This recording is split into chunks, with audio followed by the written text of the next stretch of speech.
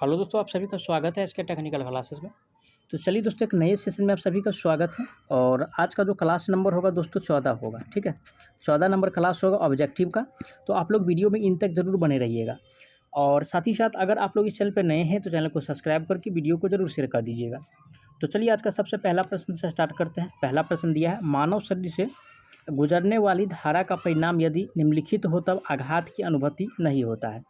यानी कि मानव का बात कर रहा है। ठीक है, अगर मानव का बात करेगा प्रश्न में तो क्या करना है कि मानव जो है कितना एम्पियर करंट तक वो से कुछ नहीं होगा। ठीक है, तो ये ध्यान में रखिएगा, मानव को अगर झटका लगता है तो 1 माइक्रो एम्पियर। ठीक है, 1 माइक्रो एम्पियर से अगर कम करंट है तो उससे कुछ नहीं होगा। अगर इससे ज़्यादा बढ़ता है तो यह व्यक्ति का क्या होगा, त्वचा जल जाएगा। ठीक है, जिस पार्ट में लगेगा वो जल जाएगा। हृदय गति क्या होगा भाई, तो रुक जाएगा। काफ़ी ज़्यादा समस्या हो जाएगा। व्यक्ति इस स्थिति में आने के बाद मर भी सकता है।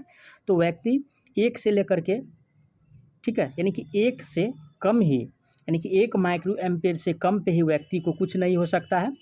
अगर इससे ज़्यादा का झटका लगता है जैसे 10 से यानी कि 40 माइक्रो एम्पियर, तो क्या होगा, व्यक्ति का जो है वो जिस बदन पे लगेगा, ठीक है, यानी कि जिस पार्ट पे लगेगा उसे क्या कर देगा, तो जला देगा। ये ध्यान में रखिएगा।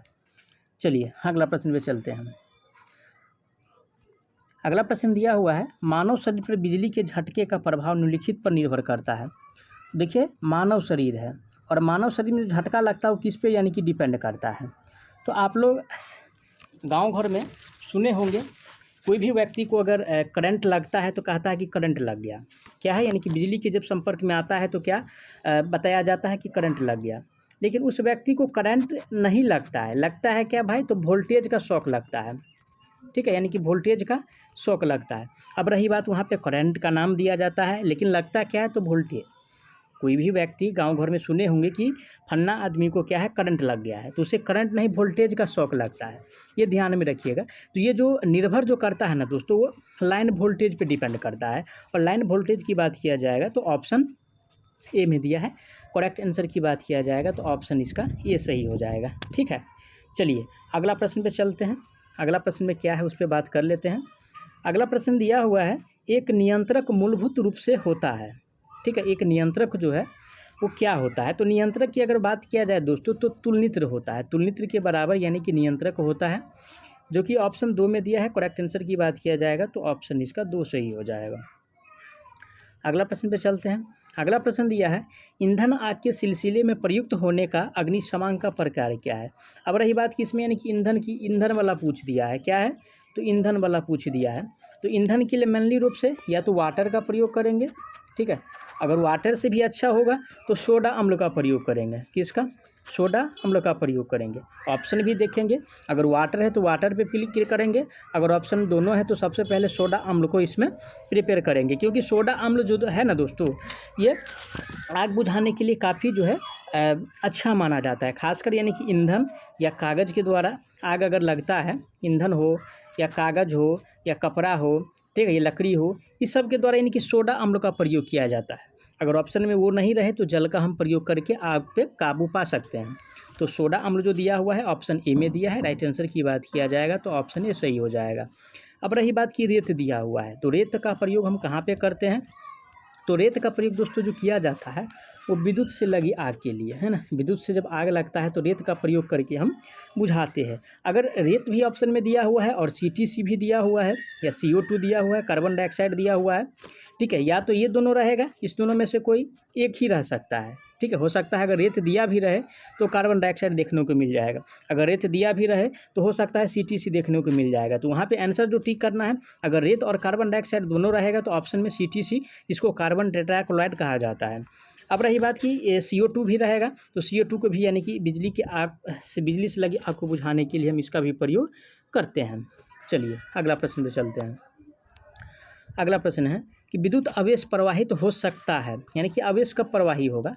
ठीक है, यानी कि किस माध्यम से प्रवाहित होता है या किसके द्वारा प्रवाहित होता है, तो ध्यान से समझिएगा। ये मैं कह रहा है विद्युत रोधियों तथा चालकों के मध्य। तो विद्युत रोधी से क्या आवेश प्रवाहित हो सकता है, ये बात तो सरासर गलत है, क्योंकि आवेश जो प्रवाहित होगा दोस्तों चालक सतह से ही प्रवाहित होगा, ना कि विद्युत रोधी से प्रवाहित होगा। तो पहला ऑप्शन यानी कि गलत हो गया।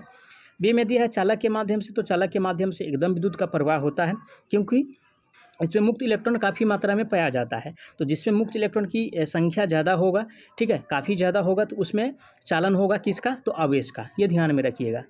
तो लकड़ी में तो नहीं होगा, ना विद्युत रोधी पदार्थ में होगा, ना इंसुलेटर में होगा, ना माइका में होगा, ये सब क्या है, तो अचालक पदार्थ है।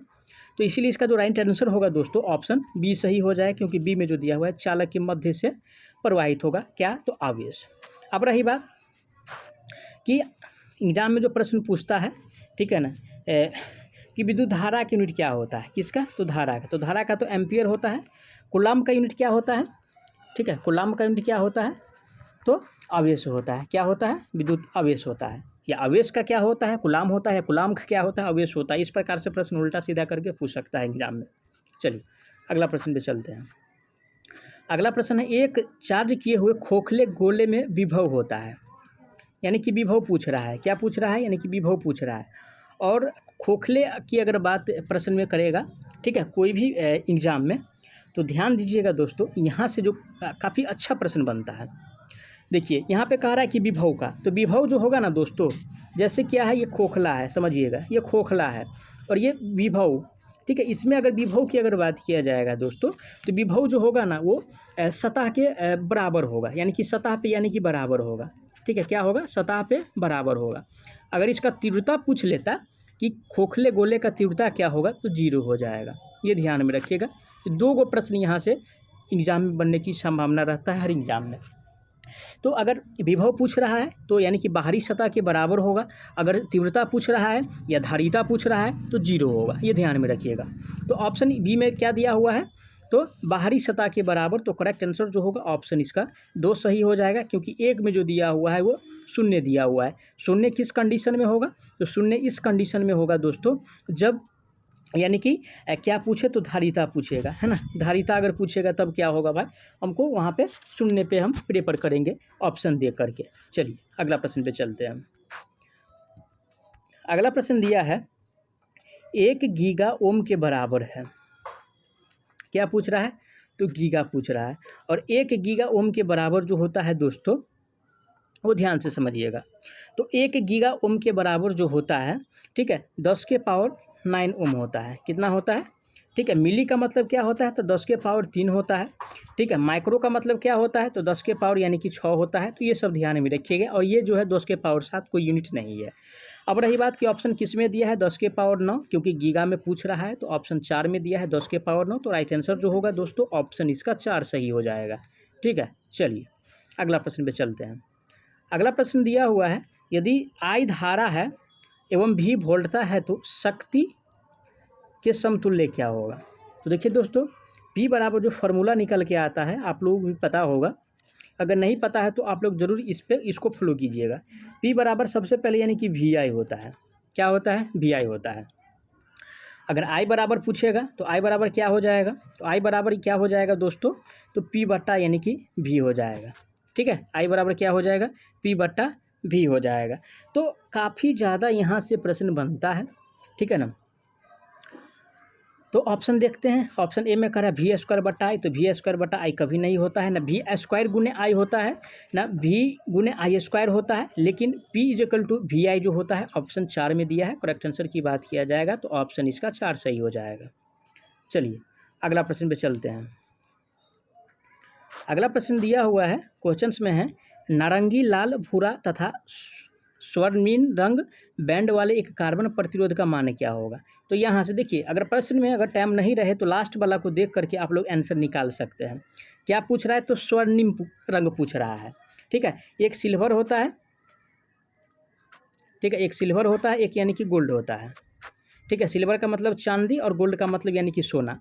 तो सिल्वर की अगर बात किया जाएगा दोस्तों तो प्लस माइनस यहाँ पे 10% होता है। गोल्ड की बात किया जाएगा तो प्लस माइनस यानी कि 5% पूछ रहा है। तो स्वर्णिम कलर का पूछ रहा है। तो स्वर्णिम का मतलब क्या होता है, ध्यान से समझिएगा दोस्तों आप लोग, है ना। तो स्वर्णिम का मतलब क्या होता है, तो सिल्वर होता है। अब स्वर्णिम का मतलब यानी कि सोना होता है। क्या होता है, सोना होता है, इसको यानी कि गोल्ड कहते हैं। तो गोल्ड का जो टॉलरेंस है 5% है, और इसमें जो दिया हुआ है सब 5% वाला दिया हुआ है। तो इसको देख के हम यहाँ पे आंसर नहीं कर सकते हैं। अब रही बात कि इस पर हम चलते हैं, तो सबसे पहले आपको ये ट्रिक ध्यान में रखना होगा। BROY great great, very good boy. ठीक है, आप लोगों को ये ध्यान में रखना होगा, यानी कि black, brown, red, orange, yellow, green, blue, violet, green, grey और यानी कि वाइट, ये ध्यान में रखना होगा, तब इस प्रकार का प्रश्न जो है एग्जाम में आप लोगों से बनने वाला है। तो सबसे पहले यानी कि क्या पूछ रहा है, तो नारंगी पूछ रहा है। अब रही बात कि नारंगी कितना स्थान पे आता है, उसका यानी कि क्रम संख्या क्या है। ठीक है, किसका भाई, तो नारंगी का। तो नारंगी का जो होता है दोस्तों, ब्लैक, ब्राउन, रेड, ऑरेंज, इसको क्या कहते हैं, यानी कि नारंगी कहते हैं। ये आता तो है 4 पे, लेकिन काउंट हम क्या करेंगे, 3 करेंगे। क्यों 3 करेंगे, क्योंकि 0 से स्टार्ट होता है, 0 1 2 करके, यानी कि 9 तक जो है यहाँ तक आ जाएगा, वाइट तक, ये ध्यान में रखिएगा। तो 3 हो गया सबसे पहले। उसके बाद लाल कह रहा है, तो लाल कितना पे आता है, तो ब्लैक, ब्राउन, रेड, यानी कि आता तो है 3 पे, लेकिन क्या लिखेंगे हम, 2 लिखेंगे। 2 क्यों लिखेंगे, क्योंकि 0 से स्टार्ट होता है।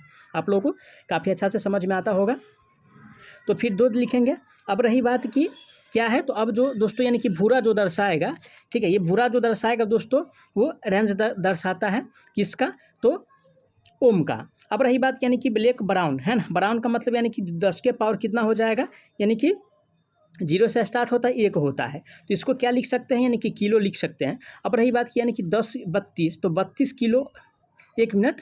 10 के पावर 1 का मतलब कोई भी संख्या के पावर में अगर 1 है, ठीक है, तो उससे सेम संख्या होता है, उतना ही होता है, तो इसको क्या लिख सकते हैं, तो 0 लिख सकते हैं। ठीक है, तो 0 अगर लिखेंगे तो क्या हो जाएगा, 320 हो जाएगा। ठीक है, अब टॉलरेंस का कलर यानी कि इसमें देना है, तो ये सोना का है, तो सोना का प्लस माइनस कितना होता है, तो 5% होता है, तो 5% यहाँ पे क्या कर देंगे, यानी कि प्लस माइनस 5% यानी कि डाल देंगे। अब रही बात कि ऑप्शन किस में दिया हुआ है, तो 320 प्लस माइनस 5% जो दिया हुआ है वो 3 में दिया है। करेक्ट आंसर जो होगा ऑप्शन इसका 3 सही हो जाएगा। अगर आप लोगों को इस प्रश्न में कोई भी प्रकार का डाउट है तो आप लोग कमेंट कीजिए, मैं अलग से जो है इसका वीडियो बना दूंगा काफ़ी, ताकि जो है एग्जाम में अगर प्रश्न आए तो आप लोगों को कोई दिक्कत ना हो। और दोस्तों ये प्रश्न जो है रेसिस्टेंस से है, ठीक है ना, कलर कोडिंग जो रेसिस्टेंस का होता है वहाँ से प्रश्न है, लेकिन सिलेबस में इसका जिक्र नहीं है। लेकिन भाई जब टेक्निकल पढ़ रहे हैं तो रेसिस्टेंस के बिना तो कुछ संभव है नहीं, हो सकता है मैं भी पूछ दे, जानना तो ज़रूरी है। चलिए अगला प्रश्न पे चलते हैं। अगला प्रश्न दिया हुआ है कि कौन सा आइंस्टीन का द्रव्यमान ऊर्जा समीकरण इसमें सही है। तो ई बराबर तो आप लोग जानते ही होंगे, ई बराबर mc² होता है, mc² होता है। ऑप्शन पढ़ते हैं, ऑप्शन सी में दिया हुआ है, करेक्ट आंसर जो होगा ऑप्शन इसका सी सही हो जाएगा। अगला प्रश्न पे चलते हैं। अगला प्रश्न दिया है कि उच्च वोल्टता अनुप्रयोग के लिए निम्न प्रकार का विद्युत रोधी उपयोग किया जाता है। ठीक है, हाई वोल्टेज के लिए कह रहा है, और हाई वोल्टेज के लिए हम सस्पेंशन टाइप का उपयोग करेंगे। ठीक है, तो स्ट्रेन की अगर बात किया जाएगा दोस्तों, तो स्ट्रेन का जो उपयोग किया जाता है, स्ट्रेन का उपयोग बहुत कम तक करते हैं, लगभग जो है। और सस्पेंशन की बात किया जाए तो 66 किलो वोल्ट से ऊपर तक भी इसका प्रयोग में हम ले सकते हैं, निलंबन टाइप का जिसको बोला जाता है। ऑप्शन ए में दिया है निलंबन प्रकार का, तो करेक्ट आंसर ऑप्शन इसका ए सही हो जाएगा। ठीक है, अगला प्रश्न दिया हुआ है, क्वेश्चन में कह रहा है कि कौन सा वर्ग का विद्युत रोधन पदार्थ अधिक तापमान सह सकता है। तो सबसे ज़्यादा तो दोस्तों सहेगा। ठीक है, देखिए आप लोग इस क्रम को याद रखिएगा, हो सकता है मैं भी प्रश्न पूछ दे यहाँ से। तो Y A B F C और एक H होता है। तो Y का जो होता है दोस्तों यानी कि 90 डिग्री सेल्सियस तक सहन कर सकता है, ये 120 डिग्री तक, ये जो होगा दोस्तों 130 डिग्री तक। F जो होगा, ठीक है, F जो होगा 150 या 155 डिग्री सेल्सियस, C जो होगा 220 डिग्री सेल्सियस, और H जो होगा दोस्तों ये उससे ज़्यादा होता है। तो पूछा है क्या, तो सबसे ज़्यादा वाला पूछा है, तो इसके क्रम को ध्यान में रख लीजिएगा ना, तो आप लोगों के एग्जाम में जो है प्रश्न छूटेगा नहीं। तो सबसे ज़्यादा वर्ग सी, अकॉर्डिंग टू ऑप्शन के हिसाब से वर्ग सी ही तापमान को सहन कर सकता है। ऑप्शन 3 में दिया है सी, तो करेक्ट आंसर जो होगा ऑप्शन इसका 3 सही हो जाएगा। तो मैं आशा करता हूँ आप लोगों को सारा प्रश्न अच्छा से समझ में आया होगा। अगर कोई भी प्रश्न में किसी प्रकार का डाउट है तो प्लीज़ आप लोग उसके लिए कमेंट कीजिएगा, आपको जवाब बहुत जल्द मिलेगा। साथ ही साथ अगर आप लोग इस चैनल पर नए हैं तो चैनल को सब्सक्राइब करके वीडियो को ज़रूर शेयर कर दीजिएगा, ताकि इसी प्रकार का वीडियो आप लोगों तक जल्द से जल्द पहुँच सके। तो चलिए दोस्तों, मिलते हैं एक नए पार्ट में, तब तक के लिए जय हिंद।